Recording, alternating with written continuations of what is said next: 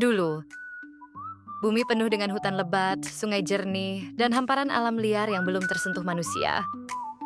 Tapi hari ini, tempat alami makin sulit ditemukan. Apa yang sebenarnya sedang terjadi? Tempat alami adalah wilayah yang belum tersentuh atau hanya sedikit dipengaruhi oleh aktivitas manusia. Hutan primer, pegunungan liar, pulau terpencil, gurun, padang rumput, hingga kawasan kutub. Tempat-tempat ini jadi rumah bagi ribuan spesies. Sumber udara bersih, air murni, dan stabilitas iklim global. Tapi kini, mereka perlahan menghilang.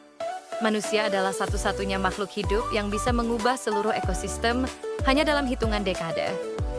Penebangan hutan untuk perkebunan dan tambang, urbanisasi dan pembangunan infrastruktur, perluasan lahan peternakan, kebakaran hutan, baik alami maupun disengaja. Perubahan iklim. Data dari World Resources Institute menunjukkan, sejak tahun 1990, dunia telah kehilangan lebih dari 420 juta hektar hutan, setara 10 kali luas Pulau Jawa. Hilangnya tempat alami bukan hanya soal keindahan yang lenyap. Kehilangan habitat satwa liar. Ribuan spesies punah karena tempat tinggalnya hancur. Harimau, orangutan, gajah, hingga burung langka, banyak yang kini tinggal nama. Gangguan pada siklus air dan iklim. Hutan adalah pompa air dan penyeimbang suhu. Ketika mereka hilang, kekeringan dan banjir datang silih berganti. Bencana ekologis, tanah longsor, polusi udara, air keruh, jadi risiko nyata bagi manusia. Kehilangan warisan budaya. Banyak komunitas adat yang hidup harmonis dengan alam kini tersingkir. Tempat alami kini hanya tersisa di lokasi-lokasi tertentu dan jumlahnya makin kecil. Amazon paru-paru bumi tapi terus ditebang. Papua dan Kalimantan, hutan tropis terakhir Indonesia. Kanada dan Alaska, hamparan liar utara. Madagaskar unik tapi sangat terancam. Kawasan savana Afrika perlahan tergantikan ladang dan jalan. Bahkan di gunung-gunung tinggi dan samudra dalam pun, sampah manusia telah sampai. Artinya, nyaris tak ada tempat yang benar-benar alami lagi. Kita tidak bisa mengembalikan waktu, tapi kita masih bisa melindungi yang tersisa. Ketika investor atau perusahaan besar datang ke daerah kita, banyak yang bilang, "Wah, ini berkah. Lapangan kerja bakal banyak.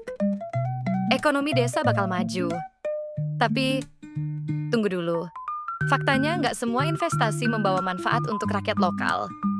Banyak juga yang datang, ambil untung, dan yang tertinggal cuma limbah, polusi, dan kerusakan lingkungan. Perusahaan besar biasanya datang dengan modal besar, teknologi, dan janji manis. Membuka lapangan kerja, meningkatkan ekonomi, mempercepat pembangunan. Tapi kenyataannya, air sungai jadi tercemar, udara penuh asap, hutan dibabat, tanah rusak, masyarakat lokal kehilangan lahan, kehilangan akses terhadap alam yang dulu menopang hidup mereka. Bahkan kadang, masyarakat cuma jadi penonton di tanahnya sendiri. Kita bisa lihat contohnya di berbagai daerah. Tambang di Kalimantan, batu bara dikeruk tiap hari. Tapi air sungai keruh, sawah rusak, dan masyarakat menderita penyakit kulit. Siapa yang kaya? Pemilik tambang. Siapa yang sengsara? Warga lokal. Industri sawit di Sumatera dan Kalimantan. Hutan dibabat, satwa liar kehilangan habitat. Warga lokal sering kehilangan lahan adat. Upah rendah, pekerjaan berat, dan limbah mencemari sungai.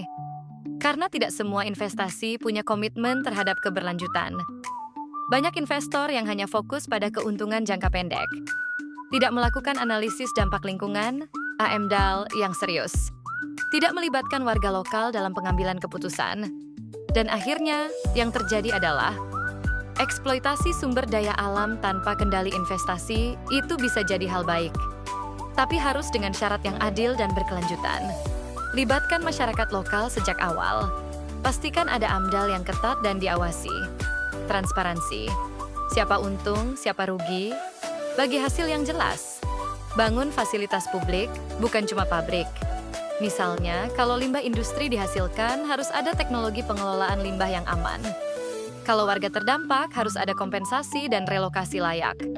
Sebagai masyarakat, kita harus melek informasi dan kritis terhadap setiap investasi yang masuk. Coba tanya, apa manfaatnya untuk warga lokal? Apakah ada risiko jangka panjang? Apakah ini akan merusak lingkungan? Siapa yang paling diuntungkan? Kita punya hak untuk menjaga tanah, air, dan udara kita. Karena kalau bukan kita yang peduli, mau siapa lagi?